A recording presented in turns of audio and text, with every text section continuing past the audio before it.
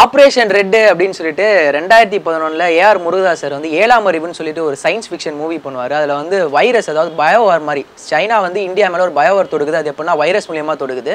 So அந்த மாதிரியான விஷயங்கள் தான் ரீசெண்டாக சமீப காலமாக அந்த உலகத்தில் நடந்துகிட்டு இருக்கான்னு பார்க்கும்போது அப்படிதான் நடந்துட்டு இருக்கு. உங்களுக்கு சொல்லணும் அப்படிங்கிற பட்சத்தில் பார்க்கும்போது சிக்கன் மூலியமாக சிக்கன் குனியா, அதுக்கப்புறம் பிக்ஸ் மூலியமாக ஸ்வைன் ஃப்ளூ, மஸ்கிட்டோஸ் மூலியமா டெங்கு, இப்போ பேட்ஸ் அண்ட் பிக்ஸ் மூலியமா எகெயின் வந்து நிப்பா அப்படிங்கிற ஒரு வைரஸ். ஸோ நிப்பாங்கிற வைரஸ் வந்து ஒரு என்ன வெரைட்டி அப்படின்னா அது வந்து இந்த ஹெனிஃபா அப்படிங்கிற வகையான ஒரு வைரஸோட இதுதான் வந்து நிப்பா அப்படின்னு சொல்கிறாங்க. ஸோ இது என்ன அப்படின்னா அனிமல்ஸ் டு ஹியூமன் வந்து ஸ்ப்ரெட் ஆகுது அப்படிங்கிறனால இது இந்த வகையை சார்ந்தது அப்படிங்கிற மாதிரி சொல்லப்பட்டிருக்கு.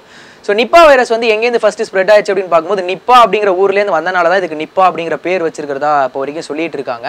அண்ட் இந்த வைரஸோட சிம்டம்ஸ் நமக்கு எப்படி தெரியும் அப்படின்னா 3 to 14 days. அந்த 3 to 14 daysல வந்து பார்த்தீங்க அப்படின்னா ஃபர்ஸ்ட் வந்து உங்களுக்கு ஹெட்ஏக் வரும். அந்த ஹெட்ஏக்கை தாண்டி வந்து உங்களுக்கு ட்ரௌசினஸ் தோண்ட ஆரம்பிச்சிடும். உங்கள் உடம்புல கொஞ்சம் வீக்காக ஃபீல் பண்ணுவீங்க, அங்கங்கே பெயின் வர ஆரம்பிக்கும், some kind of body pain அப்படின்னு கூட சொல்லலாம். அதை தாண்டி வந்து ஒரு ஃபீவர் வரும். இன்கேஸ் அந்த ஃபீவர் உங்களை ரீச் ஆயிருச்சு அப்படிங்கிற பட்சத்தில் 24 to 48 hours நீங்கள் கோமாக்கு போயிடுவீங்க. அதுக்கப்புறம் மூளை வந்து வீங்கி பிரெயின் ஃபீவர்னு சொல்லுவாங்க. அதை தாண்டி வந்து மூளை வந்து வீக்கமாகி நம்ம இறந்துருவோம் அப்படின்னு சொல்லியிருக்காங்க.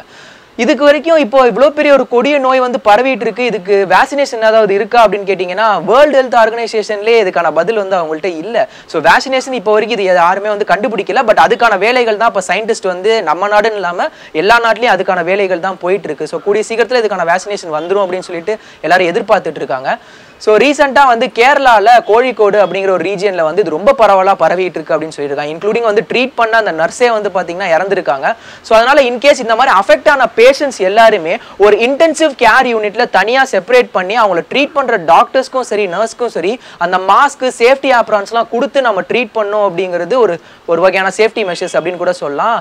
ஆனால் இந்த வைரஸோட ஸ்பெஷாலிட்டி என்னன்னா நம்மளோட மனித நேயத்தையே இதை அப்படியே மாத்திருச்சுன்னு கூட சொல்லலாம். இப்போ யாருக்காவது உடம்பு சரியில்லைனா நம்ம அவங்க கிட்ட போய் உட்காந்து பேசி அவங்களுக்கு ஆறுதலா சொல்லும் போது தான் அது உங்களுக்கு தனி வகையான ஒரு கான்ஃபிடன்ஸை கொடுக்கும். அதுல இருந்து ஒரு கம்பேக் ஆகணும் அப்படிங்கிற ஒரு எனர்ஜியை கொடுக்கும். பட் இந்த விஷயத்துல நம்ம அந்த மாதிரி பண்ண முடியாது. எனக்கு இப்போ நீ அவங்கள்ட்ட போய் பேசுறீங்க அப்படின்னா அந்த எச்சி மூலியமாவோ அவங்க சிந்துற சளி மூலியமாவோ அவங்க ஸ்வெட் மூலியமாவோ அந்த ஃப்ளூயிட் டு ஃப்ளூயிட் வந்து பார்த்தீங்கன்னா அது ஈஸியாக ட்ரான்ஸ்ஃபர் ஆகும். ஸோ அதனால ஹியூமன்ஸ் வந்து ஃப்ளூயிட் டு ஃப்ளூயிட் வந்து இது ட்ரான்ஸ்ஃபர் ஆகும் அப்படின்னு சொல்லியிருக்காங்க.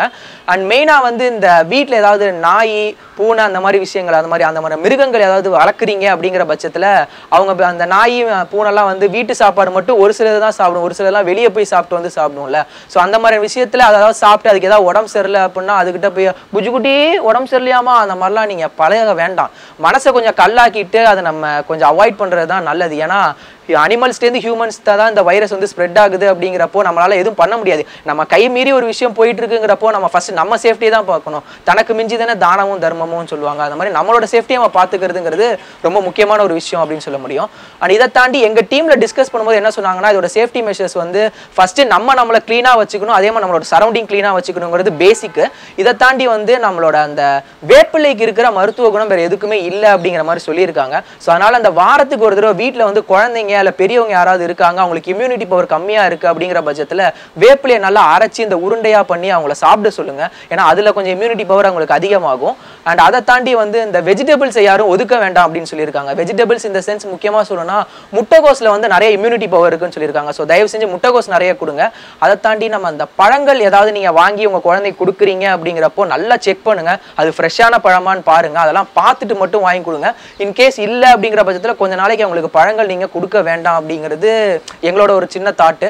ஏன்னா இம்யூனிட்டி பவர் யாரு கம்மியாக இருக்கோ அவங்களுக்கு ரொம்ப ஃபாஸ்ட்டாக அஃபெக்ட் ஆயிரும்.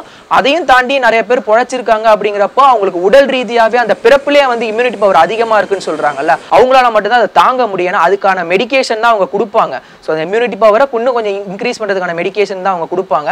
ஸோ ஆல்ரெடி இம்யூனிட்டி பவர் அதிகமாக இருந்ததுன்னா அவங்க அதை ப்ராக்டிஸ் பண்ணும்போது அவங்களுக்கு இன்னும் கொஞ்சம் அதிகமாகும். பட் அந்த மாதிரி பொழைச்சவங்களுக்கு கூட வந்து பார்த்தீங்க அப்படின்னா சைட் எஃபெக்ட்ஸ் நிறைய இருக்குது. ஒரு சிலருக்கு கிட்னி ஃபெயிலியர் ஆயிருக்குன்னு சொல்லியிருக்காங்க, ஒரு சிலருக்கு ஹார்ட்டில் வந்து சின்ன சின்ன ப்ராப்ளம்ஸ் வந்துருக்குங்கிற மாதிரி சொல்லியிருக்காங்க.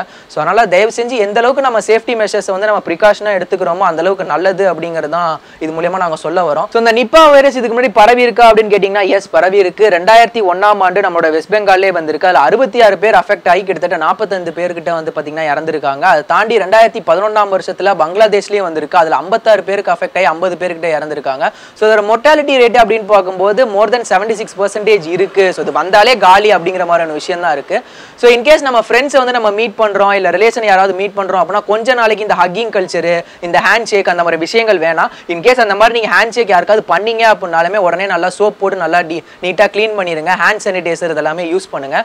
அண்ட் முக்கியமாக சொல்ல வேண்டிய விஷயம் வந்து பார்த்தீங்க அப்படின்னா, இந்த ஃப்ரெண்ட்ஸோடலாம் சேர்ந்து நம்ம இருக்கும்போது இந்த ஒரே டம்ளரில் வந்து டீ குடிக்கிறது, இந்த ஒரு பாட்டில் ஜூஸ் வாங்கி எல்லாருமே இந்த லிக் பண்ணி குடிக்கிறது, அந்த மாதிரி விஷயங்கள்லாம் கொஞ்சம் நாளைக்கு வேண்டாம். ஸோ நம்ம ஃப்ரெண்ட்ஷிப்பை காட்டுறதுக்கு பல வழிகள் இருக்குது, அதுக்கான நேரமும் வழியும் இது கிடையாது இப்போதைக்கு.